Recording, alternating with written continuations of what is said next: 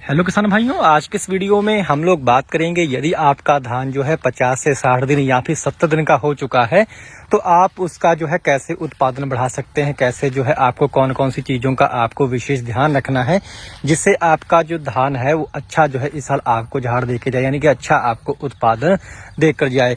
तो वो सावधानियां कौन सी हैं, वो कौन कौन से कार्य हैं जो कि आपको अपने धान में करने हैं जिससे जो है आप अपने धान का जो है उत्पादन को बढ़ा सकते हैं।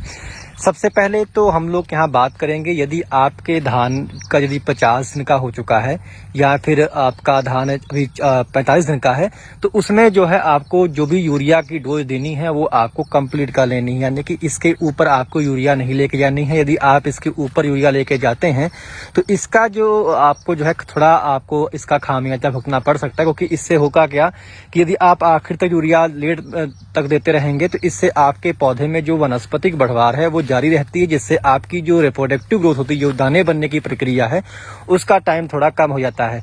तो आपको ये विशेष ध्यान रखना है कि आप जो है जो भी आपको आखिरी डोज देनी है यूरिया की वो 40 से 45 दिन तक जो है आपको पूरी कर लेनी है रुपाई के बाद में। इसके साथ साथ ये आपको जो है अपने धान में जो है यदि लगातार पानी भर के भी जो है नहीं रखना है। आप कोशिश करें कि आप अपने धान में नमी तो अच्छी बना के रखें, परंतु आप जो है पानी भर के लगातार ना रखें। इससे क्या होगा कि इससे यदि आप पानी भर के लगातार रखते हैं तो इससे एक तो आपके पौधों की जड़ों का विकास भी अच्छा नहीं होता, जड़ें आपकी गलने लगती हैं, या फिर जो है फंगस से जो रोग आते हैं वो भी ज़्यादा आते हैं, जैसे आपका शीट ब्लाइट वगैरह है, इसका भी अटैक काफ़ी बढ़ जाता है यदि आप लगातार अपने खेतों में पानी भर के रखते हैं। हालांकि आपको नमी बनाए रखना है। जब आपके पौधे में आपका पौधा जो गोप पे आने वाला हो तो उस समय आपके खेत में नमी अच्छी होनी चाहिए। इसके साथ साथ सबसे बड़ी जो समस्या इस समय किसानों के खेतों पे देखने को मिल रही है कि इस साल जो गोभ की सुंडी है वो काफ़ी जो है उसका जो आक्रमण है, यानी कि जो तना छेदक की सुंडी है, इसका आक्रमण काफ़ी तेजी से बढ़ा है और काफ़ी जो है वो काफ़ी सारे स्प्रे करने के बावजूद भी जो है वो सुंडी मर नहीं रही है। तो इसमें इसके लिए जो है आपको कोई अच्छी कंपनी का जो है आपको टेक्निकल लेना है, कोई अच्छी कंपनी का आप जो है दवा इसमें डालिएगा, तभी आपको अच्छे रिजल्ट मिलेंगे। क्योंकि जब आप गोभ की सुंडी का नियंत्रण नहीं करेंगे तो इससे होगा क्या कि आपकी जो सफेद बालियां हैं वो काफी ज्यादा निकलती हैं, जिससे आपका जो उत्पादन है वो काफी घटता है।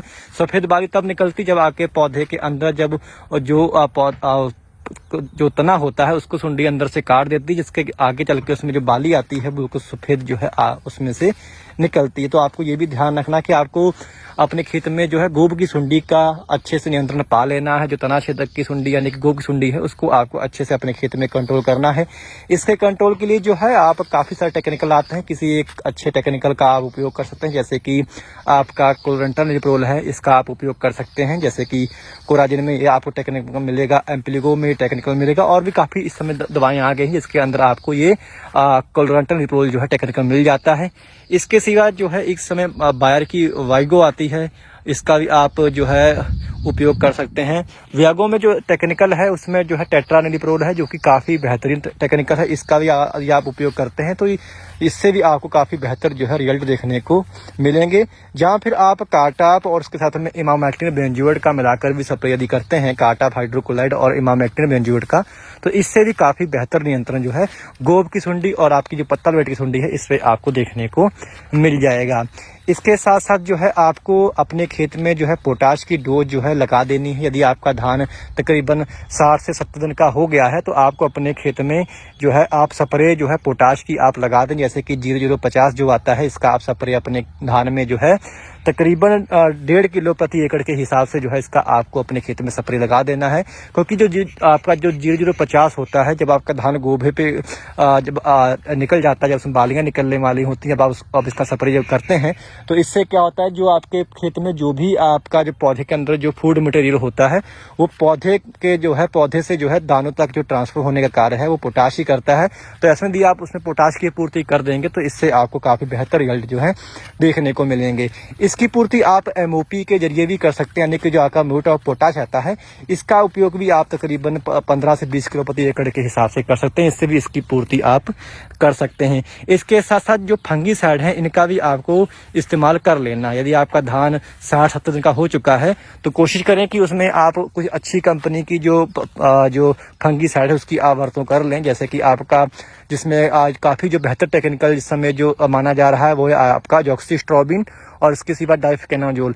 ये टेक्निकल आपको काफ़ी सारी दवाओं में मिलेगा, जैसे कि अमिस्टा टॉप है या फिर सिग्नेचर कंपनी की भी दवा आती है, उसके अंदर भी आपको ये टेक्निकल मिल जाएगा। ऐसे ही धानुका की भी आती है गुडीवा सुपर के नाम से, उसमें आपको ये टेक्निकल मिल जाएगा। यानी काफ़ी सारी कंपनियां जो हैं इस टेक्निकल को अब बनाने लगी हैं। तो आप जो है इसका आप वर्तों कर सकते हैं, यानी कि जो आपका अजॉक्सिस्ट्रोबिन और इसके सिवा जो डाइफेनाजोल है तकरीबन 200 ml प्रति एकड़ के हिसाब से जो है इसको आप जब आप गोब वाली स्प्रे करें या सुंडी की स्प्रे करें तो उसके साथ में भी जो है आप इसको कीटनाशक के साथ में मिलाकर भी जो है आप इसका इस्तेमाल अपने धान में कर सकते हैं। इससे आपका जो धान की जो गोब की सुंडी है वो भी कंट्रोल रहेगी, साथ साथ यदि किसी फंगस का आक्रमण है तो वो भी आपकी फसल में नहीं होगा। यानी कि आपको अपनी फसल को निरोग रखना है और साथ साथ जो है उसमें आपको अच्छा न्यूट्रिशन देना है, यानी कि पोटाश की पूर्ति करनी है, जिससे आपके धान में अच्छे आगे चल के जो है उसमें दानों में चमक आए। और दानों में जो खाली दानों की संख्या होती है वो पोटाश की कमी से ही होती है।